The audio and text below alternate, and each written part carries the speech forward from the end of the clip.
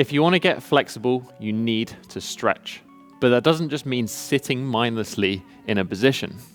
To make progress without adding additional work, we need to focus and apply intention, not just count seconds. Here are 3 options that I like to use with any stretch.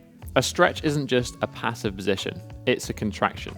As we go into a stretch and reach our end range of motion, the stretch reflex is essentially our body putting the brakes and stopping us going any further. Most people will sit in this position and not make much progress, but we can massively increase that range of motion by consciously taking control of that contraction, using something called contract relax stretching. But it's not as simple as doing this, and how we perform these contractions is equally as important as just doing them. Contractions should last at least 3 to 10 seconds, and they should be performed for multiple reps. We want most sets to last 30 to 60 seconds, but you can do more and longer holds if required. Contractions should be hard. Most studies actually look at maximal effort. Now, we don't want to go from 0 to 100. We want to use an effort of contraction that's relevant to the position. If we're vulnerable, we don't want to absolutely max out, but we want to try and apply force with the muscle that's being stretched. For example, pressing the knee down in this glute stretch position. Contractions should lead to an increase in range. And this is why we're using them. So make sure you're focusing on actively going deeper. After each contraction, exhale and try to go further into the stretch position. This option focuses on increasing range of motion through autogenic inhibition. Basically, we're stimulating the muscle being stretched so that then we can relax and decrease the excitability of that stretch reflex, going deeper into that stretch position. This method is the base option. It's simple and it just works. It allows you to get more bang for your buck, much like the sponsor of today's video, which is Blinkist. Blinkist allows you to get the most out of your time with key insights into over 5,500 books, summarized into just a 15-minute podcast. You can listen to this whenever or whilst you're doing your stretching.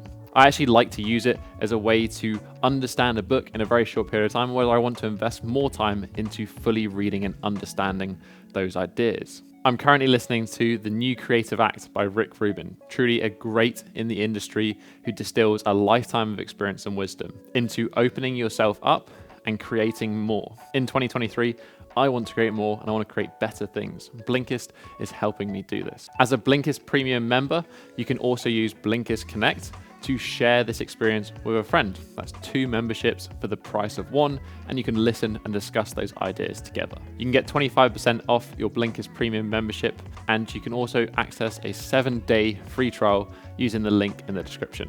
Thanks to Blinkist for sponsoring this video, and back to the stretching. So we've got contract relax stretching. We also have option number 2, which is an antagonist contract, and it simply refers to the opposing muscle to the one being stretched. For example, here I'm stretching the hamstrings. The opposing muscle is the quad and the hip flexor. By using contractions in this muscle, we can get reciprocal inhibition, which, like autogenic inhibition from the exercise beforehand, allows us to relax that stretch reflex and go deeper. This is the lesser used version of contract relax stretching. Usually the thought is to add some external force to pull you deeper into this position.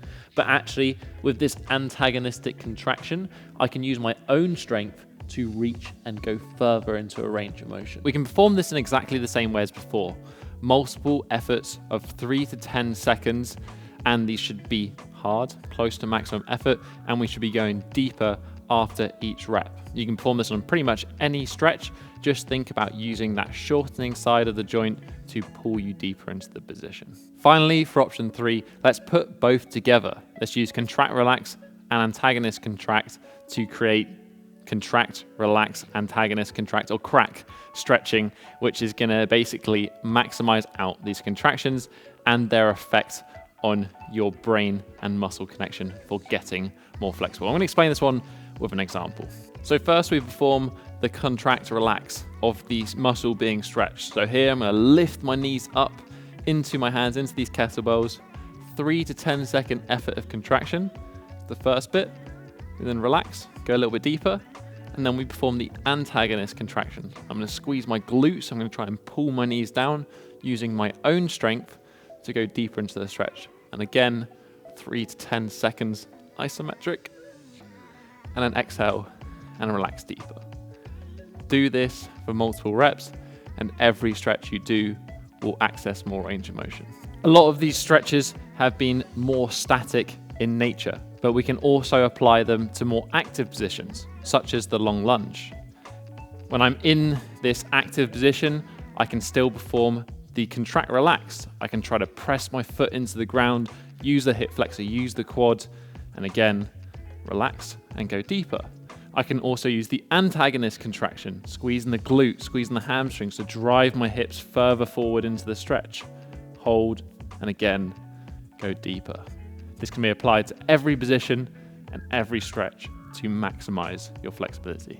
You need to get a little bit creative with this one and really pay attention to the muscles being stretched and the opposing muscles as well. But if you can utilize these methods, apply it to your flexibility training, it's not going to take you any more time, but the progress will be dramatically better. Best of luck, happy stretching, catch you in the next one. Peace.